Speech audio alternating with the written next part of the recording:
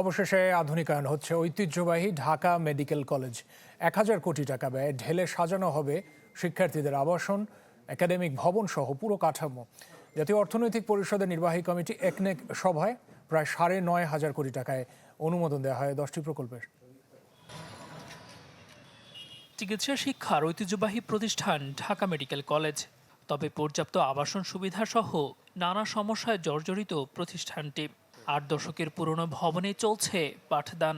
এমন অবস্থার পরিবর্তনে মাস্টার প্ল্যান বাস্তবায়ন চায় সরকার। বুধবারের একনেক সভায় অনুমোদন পেয়েছে স্থাপনা প্রতিস্থাপন ও পুনর্নির্মাণ প্রকল্প, যার আওতায় নির্মাণ করা হবে ৩টি ১৫ তলা ও ২টি ৪ তলা ভবন।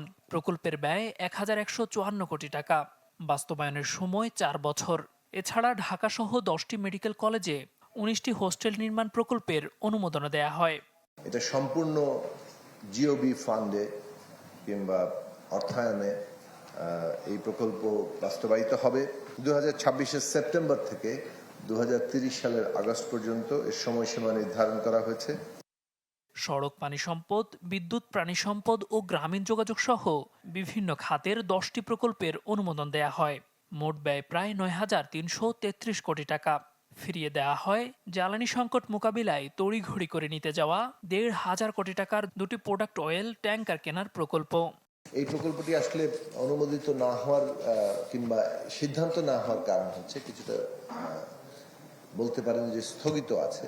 কারণ প্রায় সমজাতীয় একটি প্রকল্প মাননীয় প্রধানমন্ত্রী যখন চীন সফরে গিয়েছেন তখন আরো 4টি এইরকম জাহাজ কেনার ব্যাপারে একটা এমওইউ সাইন হয়েছে। প্রকল্প ব্যবস্থাপনায় জবাবদিহিতা নিশ্চিতে প্রধানমন্ত্রীর তাগিদের কথাও জানান মন্ত্রী। প্রকল্প মনিটর করা হবে কোন প্রকল্প কোন অবস্থায় আছে।